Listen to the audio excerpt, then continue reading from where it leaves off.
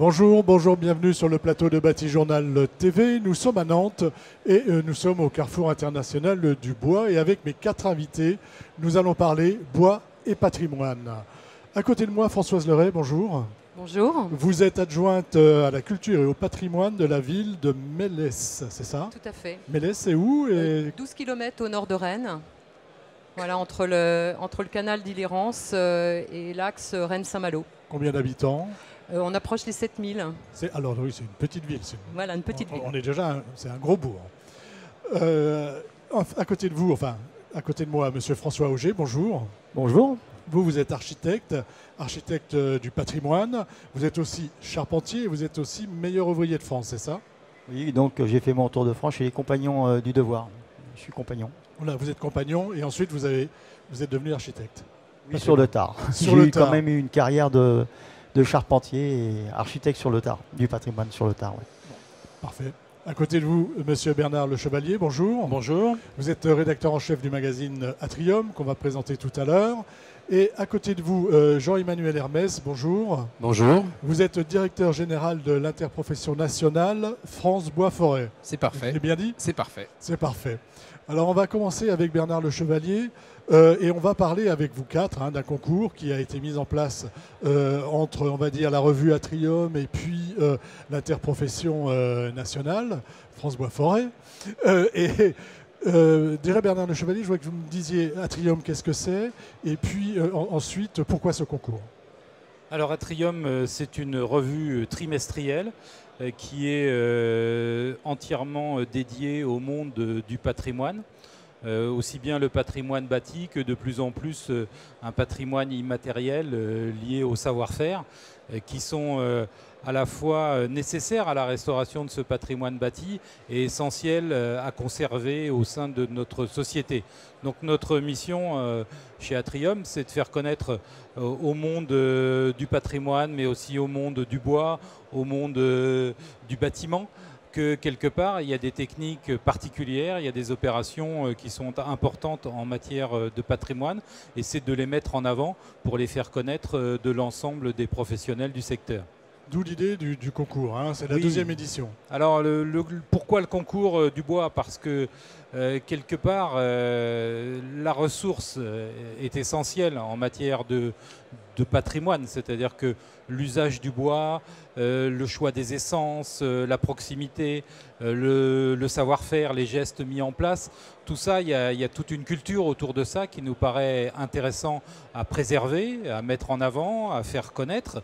Donc, et ce bois, à travers le patrimoine, il ne se voit pas toujours beaucoup parce que quelque part, par essence, la charpente a l'air couverte d'une toiture. Elle est cachée. Et donc, je pense qu'il faut mieux la montrer parce que quoi de plus beau finalement qu'un magnifique trait de charpente, qu'une voûte en bois quand on va visiter des combles, parfois ces assemblages qui ont été faits au Moyen-Âge, qui sont toujours là. Moi, je trouve qu'il y a un côté tout à fait merveilleux qu'il faut faire découvrir. Donc ça, c'était le but d'Atrium dans ce concours. De ce concours. Pour ce concours, on a des catégories, comme tous les concours. Comme tous les concours. Quelles sont les catégories qui ont été retenues et pourquoi?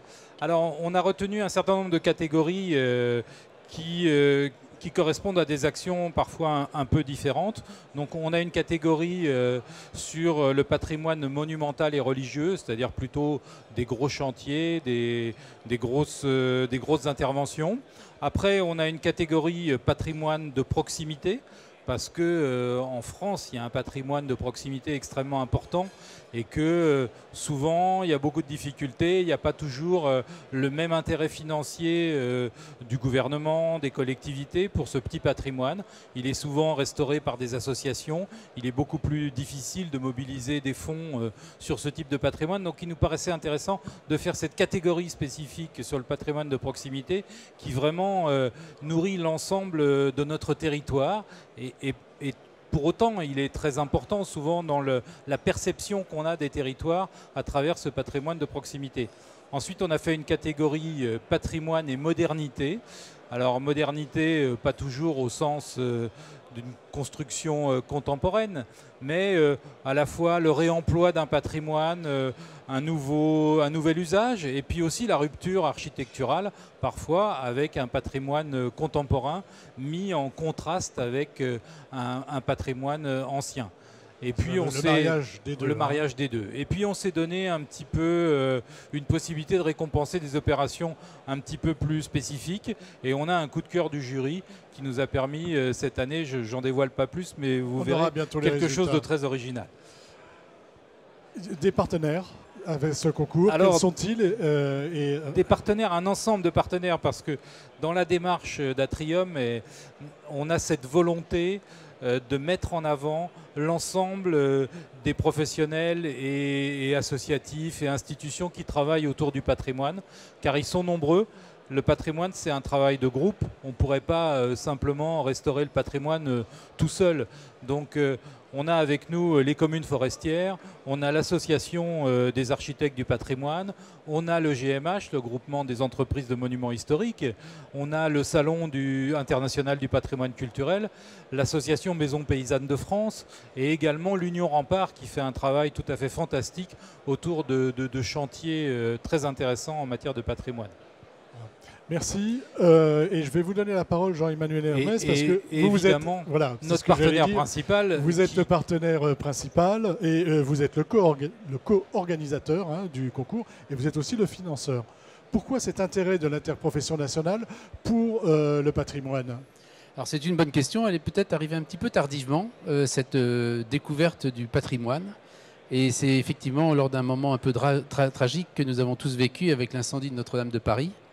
Et la prise de conscience des administrateurs de l'interprofession nationale de dire il faut faire quelque chose. Alors, je ne parle pas de la mobilisation des bois pour la charpente et la flèche, mais surtout l'intérêt que peut représenter au niveau national la passion des gens dans l'usage du bois avec le patrimoine. Et donc ça a été un déclic. Il y a eu cette démarche vers Notre-Dame de Paris, oui, mais il y a eu aussi une volonté de dire qu'est-ce qu'on peut faire à une plus petite échelle pour accompagner ces porteurs de projets qui ont une passion, c'est-à-dire sauver leur patrimoine de proximité. Et c'est vrai qu'on s'est associé avec Atrium, qui est un bon magazine, et on a mis une dotation pour effectivement accompagner, soutenir. Et il faut savoir juste un petit mot, c'est que France Bois Forêt a été créé en 2004, et cette découverte du patrimoine et le lien avec le bois et la forêt a été lancée en 2019, sous l'égide de la Fondation de France aussi. Donc vraiment, j'allais dire presque une découverte, mais en tout cas, on s'était dit, est-ce que c'est aussi un moyen de montrer que le bois est pérenne dans le temps pour ce qu'on peut faire et construire aujourd'hui ? Alors, bien sûr que le bois est pérenne, bien sûr, mais c'est surtout cette mise en valeur de ce patrimoine si proche de nous, qui est très dans l'affect des gens, d'un village, d'une petite ville comme la vôtre, ou des souvenirs d'enfance, et se dire, mais ce lavoir, cette vieille tour, ce vieux pigeonnier, ce bateau, Espérance 3 par exemple, tout ça fait partie de ce patrimoine de proximité. Vous êtes allé trop vite. Je suis allé un peu vite. Sur bon, vous avez aussi publié un petit opus que j'ai là sous les yeux qui s'appelle Forêt, bois et patrimoine, questions-réponses. Là, de quoi s'agit-il ? Il s'agit de dire ce qu'est vraiment le patrimoine bois, d'avoir les différents... Alors, tout à fait. D'abord, il faut savoir que c'est un ouvrage qui a été réalisé et diffusé gracieusement à 30 000 exemplaires. Il est téléchargeable sur notre site franceboisforêt.fr. Et on voulait apporter effectivement des éléments de réponse et des témoignages de ceux qui pratiquent cet usage de la restauration et du patrimoine. Et nous avons M. François Auger, qui fait partie des portraits. Et je ne sais pas si on le voit à la caméra. Et donc on a effectivement je vais le montrer. Donc, on a tout à fait identifié des personnalités au premier niveau de qualité qui allaient expliquer un peu leur démarche, leur vie en Guyane un peu, et surtout d'expliquer leur passion du bois au service du patrimoine. D'accord. Et si on veut en savoir un peu plus, il est téléchargeable sur le site de France Bois Forêt. Gratuitement, naturellement. Et on peut aussi envoyer en papier si on nous adresse la demande. D'accord. Alors, il est venu le temps, on va dire, de parler, de montrer les différents lauréats. Mais avant, moi, je voudrais que vous me donniez votre sentiment de président du jury pour ce que vous avez vu, les projets qui ont été présentés, comment les avez-vous sélectionnés, qu'est-ce qui vous a impressionné dans les projets qui ont été présentés.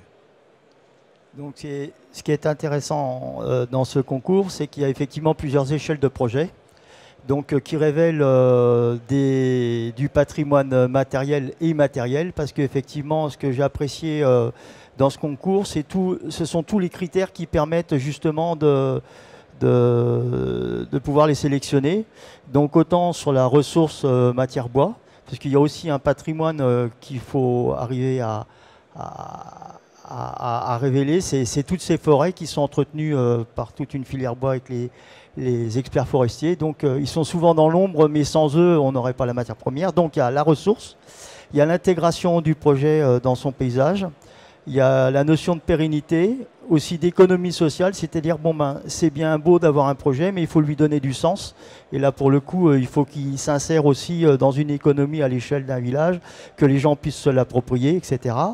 Il y a aussi l'un qui va avec l'autre, c'est-à-dire patrimoine matériel et immatériel, donc la transmission, qui permet de génération en génération, permettre à des charpentiers de pouvoir restaurer tout un tas d'édifices pour pouvoir les retransmettre aux générations futures. Chaque projet est étudié à l'aune de ces 5... Voilà, donc effectivement, chaque projet, ils ont essayé de mettre en avant tous ces aspects de manière à pouvoir se donner les chances d'être parmi les sélectionnés. Parmi tous ces projets, il y a beaucoup de richesses, tant sur les patrimoines restaurés que sur les savoir-faire, que sur les questions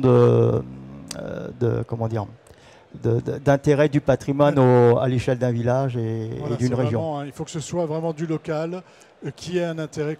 C'est pas quelque chose qu'on fait comme ça par hasard, quoi. C'est vraiment quelque chose qui vient s'inscrire dans une... Et on verra avec vous comment ça peut venir s'inscrire dans une politique globale de territoire. Voilà, effectivement, un projet, il est jamais tout seul. Hein. Il vient lier toutes ces choses-là, le facteur humain, c'est ce qui fait la richesse de ce concours aussi. Ce qui est important dans un projet de patrimoine, c'est que il y a une maîtrise d'ouvrage qui doit se sentir responsable. Il y a des associations, mais il y a aussi une maîtrise d'œuvre, des architectes du patrimoine. Je veux dire, c'est un ensemble de savoir-faire qui doit se réunir autour d'un projet. Il y a vraiment un aspect programmatique très important sur le patrimoine. C'est l'équipe qui fait le patrimoine. C'est l'équipe, hein. On récompense l'équipe. Tout à fait. Oui, bien sûr. Combien de participants? Donc là, on en avait... On a sélectionné un certain nombre de dossiers et on a remis au total 7 prix. 7 prix au total. Voilà. On en a une idée, le nombre de dossiers qu'il y avait J'ai plus en tête, mais c'est toujours des choix difficiles. C'est toujours des choix difficiles. On a quand même sélectionné, on a fait une présélection au départ pour qu'on atteigne un niveau, je dirais, d'exigence qui nous permette de décider sur une shortlist. Voilà, ensuite, on ferait une première sélection, ensuite on a la deuxième sélection et on finit par donner les prix. Absolument. Voilà. Quels sont Est-ce qu'il y a un projet qui est ressorti plus que les autres, qui a vraiment fait l'unanimité auprès des membres du jury? Est-ce que c'est le Grand Prix ou est-ce qu'il y avait des projets vraiment qui sortaient du lot? Après, c'est difficile à dire comme ça parce que chacun a sa spécificité. Il y a des projets qui sortent du lot en termes de transmission, il y en a d'autres qui sortent du lot en termes de savoir-faire, d'autres qui sortent du lot en termes d'avoir mobilisé tout un tas d'acteurs à l'échelle régionale ou communale. Donc, on ne peut pas répondre comme ça. On ne peut pas répondre comme ça. C'est pas comme à Cannes. Non, quelque part, il y a vraiment... on voit bien à travers les dossiers qui sont présentés, qui sont tous des dossiers extrêmement sérieux, documentés, avec des certificats qui disent oui, le bois, il vient de tel endroit, je vous fais un certificat. Enfin, je veux dire, vraiment, les gens ont vraiment mis beaucoup d'attention à ces dossiers, beaucoup de passion dans leur réalisation. Et comme le dit François, c'est vrai que ce côté...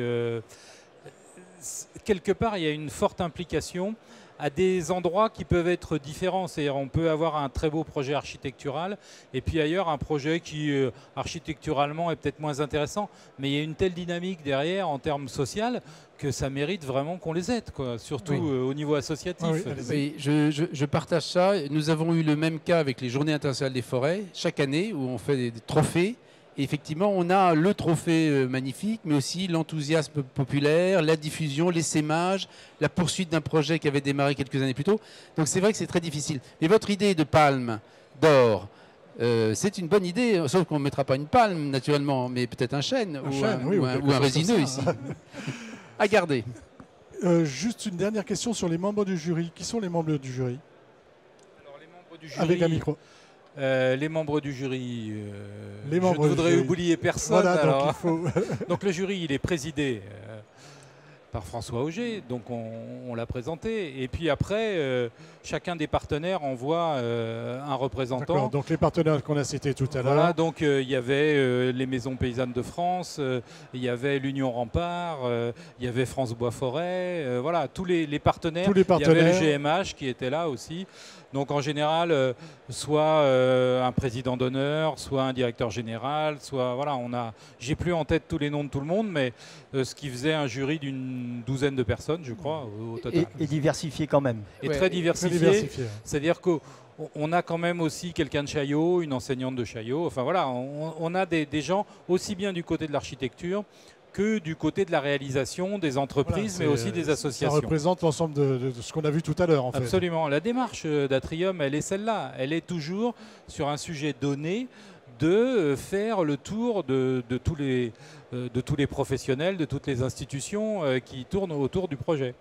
Vous vouliez ajouter quelque chose? Oui, je pense que cette diversité du jury, c'est toute cette richesse. Et lorsqu'ils tombent d'accord sur un lauréat, c'est magnifique.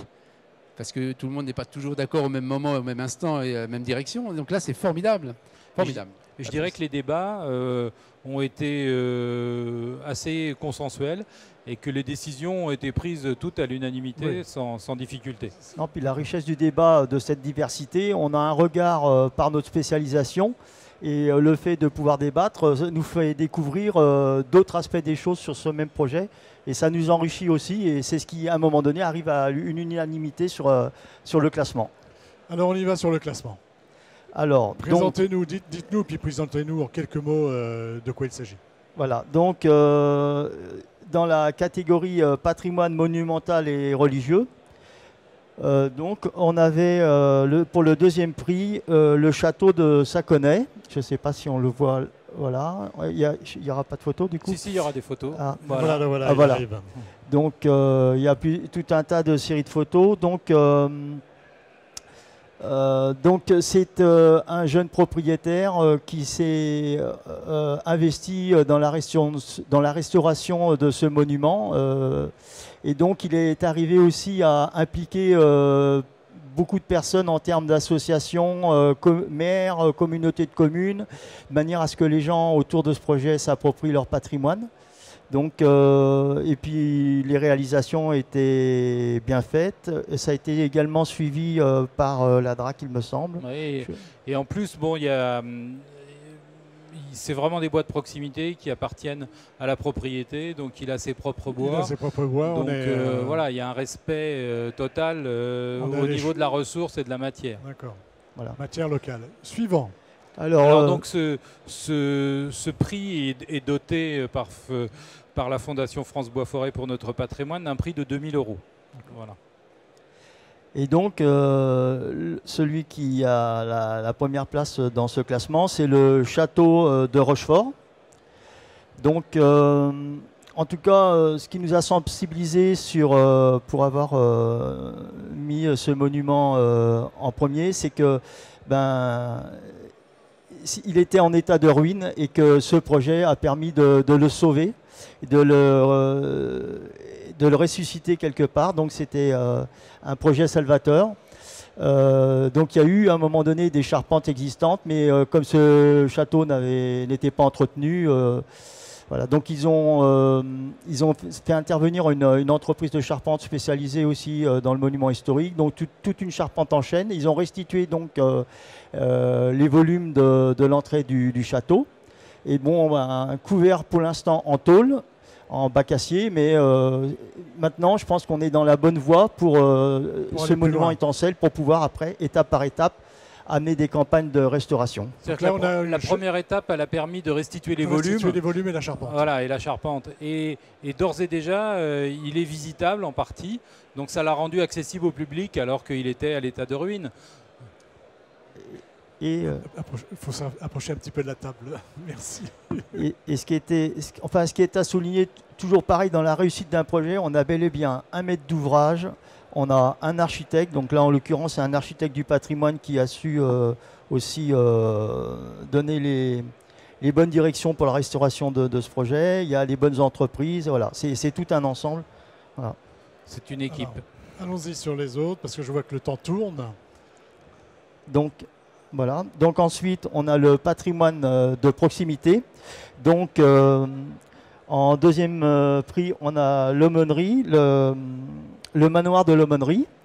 Donc ce qui nous a sensibilisés par rapport à ce projet, c'est que c'est une entreprise qui a su pérenniser les savoir-faire ancestraux. Donc toute la charpente qui a été réalisée, elle a été réalisée dans le respect des règles de l'art anciennes, avec des bois équarris à lâche, etc. Et voilà. Les ressources locales. Voilà. Donc voilà, quelques jolies photos et le travail très très bien réalisé. On passe au suivant. On passe au suivant. Donc, le château de Marmande. Donc le château de Marmande. C'est une tour en bois. Voilà, un ouvrage qui permet de protéger et de coiffer cette tour de guet. C'est un ouvrage assez complexe malgré tout. Parce qu'il y a de la volumétrie, donc pareil, de toute façon il a utilisé de la ressource en chêne, et ça permet aussi comme la tour de guet est quand même un signal fort à l'échelle du château fort et du paysage, et le fait d'avoir coiffé cette tour de guet avec ce qui existait avant. Au niveau transmission, il y a aussi un jeune des compagnons d'à côté de Marmande qui en a fait une petite maquette qui sera exposée au musée des compagnons. Voilà. Donc ça a permis aussi à un jeune apprenti chez les compagnons d'en faire son petit chef-d'œuvre. Voilà, c'est dans la transmission. Hein. Voilà, dans la transmission. Et en plus, l'ancienne toiture avait été déposée en 2017 parce que ça menaçait de faire écrouler l'ensemble de la tour. Donc il était vraiment très urgent de faire ces travaux de couverture et de restituer ce totem un peu du paysage. J'ai vu qu'il y avait d'autres charpentes à réaliser pour le futur. Il y a de quoi faire. Suivant donc. Donc ensuite en patrimoine et modernité ou réemploi. Donc en deuxième on a sélectionné la maison Bastidou. Donc là ce qui nous a amené à sélectionner en deuxième place, c'est son côté sur la transmission, parce que c'est l'Union Rempart qui a une grande expérience de plusieurs années, de manière à permettre, entre autres, à des jeunes architectes de toucher un petit peu le patrimoine pendant les vacances, bénévolement. Et donc, cette association de permettre à des jeunes architectes et d'autres personnes de restaurer des charpentes de ce type, ça permet aussi de restaurer aussi tout un tas de monuments. Donc en gros c'est une création, donc c'est pour ça qu'on l'a classé en patrimoine et modernité. Mais c'est une création dans le respect du style pour remplacer ce auvent qui n'était pas très joli. Cet auvent qui n'était pas terrible. Voilà. Et l'intérêt là c'est pareil, on a beaucoup de vieux bois qui est réemployé, donc c'est aussi un... Et là ce qui nous a vraiment guidé, je pense, c'est l'enthousiasme de l'équipe. Et vraiment le côté de tous ces jeunes motivés par le patrimoine. Le côté transmission, jeunes architectes. Très très bien. Le suivant. Donc après bien. Et on va en parler après. Voilà. C'est pour ça il faut. Donc après bien en premier prix on a le cimetière de Mélès. Donc là on a une magnifique charpente qui préexistait, qui a été déjà déplacée à deux reprises. donc redémonté. Et là, il y a un magnifique travail de restauration dans les règles de l'art, où une grande partie des bois ont été conservés. Donc après, je laisserai... Oui, on va en parler un peu plus en profondeur. Magnifique. Ouais, très belle. Et donc, il y a le Grand Prix du jury. Magnifique. Bah oui. De toute façon, même dans sa réaffectation au sein de ce cimetière, il y a une espèce d'icône qui valorise l'entrée, qui lui donne son identité aussi, mais je pense que... Voilà, Oui, tout à fait. En fait, cet emplacement a été choisi par le comité de pilotage pour redonner à ce porche du 16e sa fonction de passage entre notre ancien cimetière et notre nouveau cimetière, puisqu'au même moment où s'est faite cette restauration, enfin s'est décidé cette restauration, nous venions d'étendre le cimetière, par nécessité bien sûr. Et voilà, donc lui redonner cette fonction de passage, même si ce n'était plus au sens sacré originel, ça nous paraissait très important. Je reviens juste vers vous dans 2 minutes. Le temps de présenter le Grand Prix du jury. Donc après, il y a donc le coup de cœur. Le coup de cœur. Voilà, le coup de cœur, Grand Prix du jury. Voilà. Donc c'est la péniche Aster. Donc c'est un projet atypique. En fait, on espère à un moment donné en revoir de plus en plus. Donc c'est une restitution d'une péniche. Donc ce projet, ce qui est intéressant, c'est qu'il fait partie d'un ensemble avec qui revalorise tous les canaux, la ramification des canaux, la batellerie, etc. Et il vient s'associer à un projet où il y a une halle touristique, un musée de la batellerie, voilà. Donc ce sont chacun des éléments de puzzle qui valorisent et sont en complémentarité. Voilà. Donc c'est le coup de cœur. Oui, en plus c'était très intéressant par rapport à la trame territoriale des canaux. On a tendance à avoir oublié très rapidement cette batellerie qui était essentielle dans le transport des matériaux. On en parle beaucoup aujourd'hui en termes de développement durable, de revenir à ça et de garder la mémoire finalement de ces métiers de la batellerie. C'est tout à fait exceptionnel. Et là encore, un engagement d'associatifs qui sont là on est sur la dans la transmission. Et c'était vraiment tout à fait intéressant. Et sur le social, parfait. Retournons à Mélès. Donc on a déjà vu, vous avez déjà parlé un petit peu. Expliquez-nous de quoi il s'agit, quel a été... expliquez-nous votre projet et pourquoi avoir pris cette décision de déplacer pour la 2e fois ce joli Porsche. D'abord, je veux remercier le jury au nom de la ville de Mélès pour ce prix qui nous honore, évidemment. Oui, c'est important. Il est important pour nous élus d'abord, puisque c'est un engagement moral et financier, un investissement important pour une commune de notre taille. En fait, il s'est trouvé que ce Porsche du 16e, qui était situé dans un hospice au départ, qui est devenue une maison de retraite, a été vendu en 2013-2014 à une société immobilière. Et donc cette société avait un projet qui intégrait ce Porsche dans un habitat privé. Donc évidemment, notre équipe municipale qui s'engage sur la préservation du patrimoine. On a quelques richesses et celui-là, on savait qu'il en faisait partie. Et effectivement, tout à l'heure, vous disiez on n'est jamais tout seul. Au-delà de cet engagement politique et de cette volonté politique, nous avions autour de nous une association d'histoire locale de citoyens qui se mobilise depuis 1986 sur ces questions patrimoniales. Et puis nous avons aussi des représentants, des délégués territoriaux de la Fondation du patrimoine, donc, qui ont été autour de nous pour rechercher l'adhésion des habitants pour ce projet de restauration. Voilà, c'est vraiment un projet commun. Hein. C'est un projet commun, c'est une bien sûr. Là encore, on a tout. On a le lien, on a l'aspect social et on a l'aspect évidemment patrimonial. Tout à fait. Qu'est-ce qui fait, en quoi ce Porsche est exceptionnel? Alors, il est exceptionnel parce que d'abord, il date du XVIe siècle. Il avait une fonction adossée à notre ancienne église qui a été démolie à la fin du XIXe pour une église beaucoup plus grande.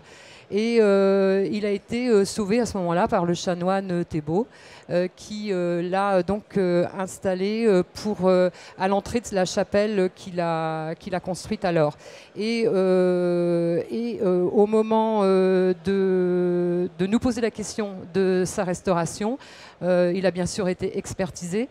Et de suite, on nous a donné comme indication que de par ces ornements de sculpture qui dataient d'origine Renaissance, il était effectivement un monument remarquable et unique en Bretagne. Il est classé? Non, il n'est pas Non. classé. Et vous allez entamer la démarche? C'est une question. C'est une question.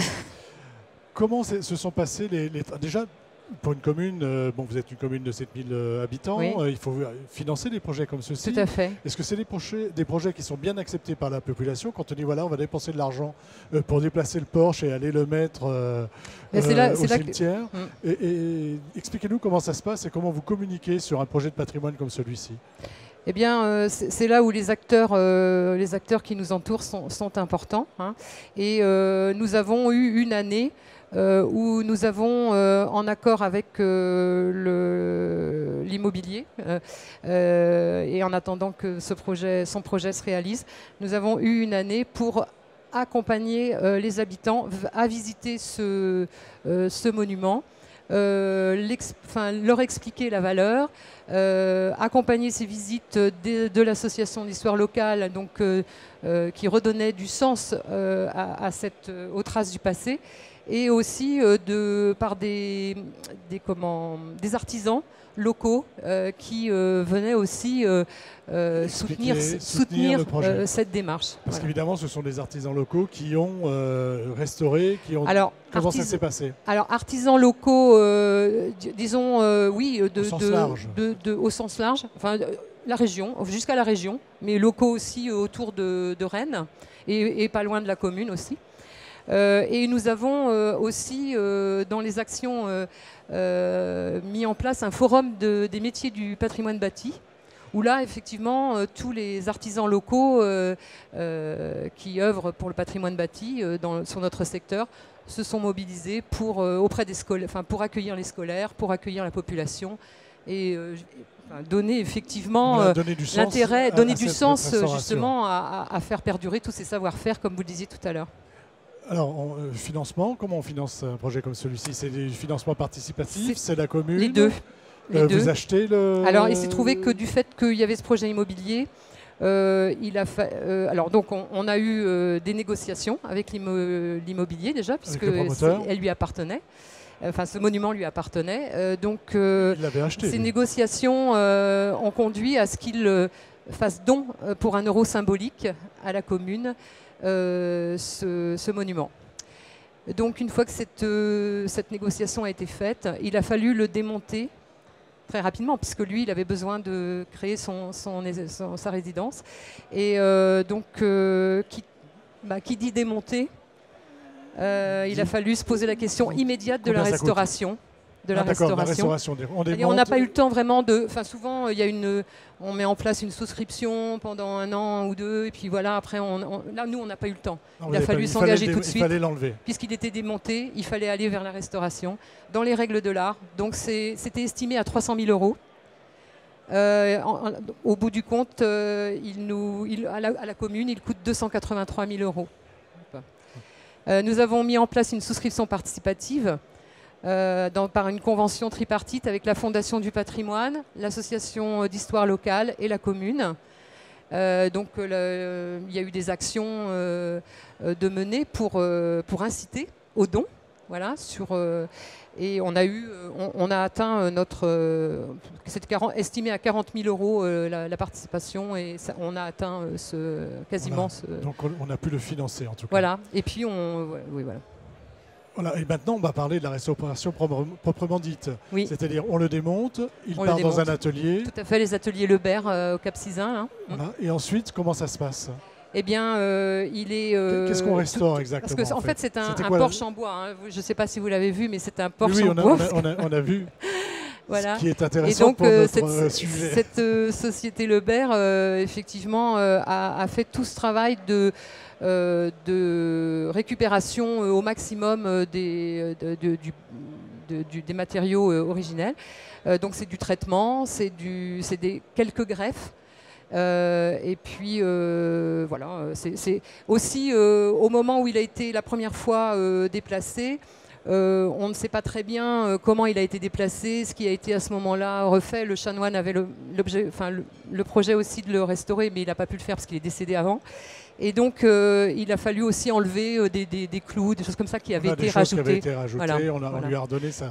Il a fallu vraiment, avec l'architecte Madame Lebec de l'agence Arcaeb, là, on a vraiment été à lui donner sa valeur au plus près de ce qu'il était à l'origine. Voilà. Et donc remonté au cimetière. Il a été resitué au cimetière. C'est un endroit qui a été choisi unanimement. D'une part parce que la ville se développe et donc le centre-ville s'agrandit. Et c'était un espace d'entrée de la ville qui n'était pas valorisé. Et en même temps, il est situé près d'un manoir en Bauge et en terre qui était le premier presbytère. Donc on retrouve quand même une proximité d'histoire. Voilà, je voulais expliquer tout à l'heure donc cette jonction entre l'ancien et le nouveau cimetière. Et puis voilà, j'opère un petit peu. Non, c'est pas grave. Je pense qu'on a fait un bon petit tour d'horizon. Un choix qui est partagé vraiment aujourd'hui par la commune. Ça veut dire qu'on n'y va pas. En revanche, on ne pourra pas aller le visiter. Il y aura pas. Enfin, on y va. Il est ouvert aux visites. Il est ouvert aux visites. Si, bien sûr. Et on ouvre le cimetière aux visites. Bien sûr. Le cimetière est ouvert tous les jours. Tout le monde peut aller le visiter. On a l'association d'histoire locale qui contribue par des propositions de visites guidées. D'accord. Donc ça, c'est vraiment. Ça, c'est tout un travail qu'on continue à faire, renouveler le forum des métiers du patrimoine bâti, insérer ce porche dans tout l'aménagement touristique de l'intercommunalité. Voilà, c'est vraiment. D'accord, c'est vraiment quelque chose qui va être visitable. C'est un élan. J'ai envie de dire, c'est un élan, un fort élan pour la ville et pour la préservation du patrimoine. Et aussi, en termes d'appartenance à la ville, c'est une fierté pour tout le monde d'avoir ce porche restauré. Ce que je voulais rajouter aussi, c'est aussi un très beau témoignage de la transmission des savoir-faire du charpentier, comme l'a dit monsieur tout à l'heure. Malheureusement, les charpentes, on ne les voit pas. Là, elles sont à l'échelle du regard. Et elles témoignent du savoir-faire du 16e et du savoir-faire de ceux qui ont su très bien la restaurer aujourd'hui. Donc, il y a vraiment une belle chaîne. Très bien la restaurer et qui ont pris beaucoup de plaisir. Une grande fierté, effectivement, à travailler sur ce monument. Donc tout ça m'élève pour aller visiter ce bâtiment. Merci.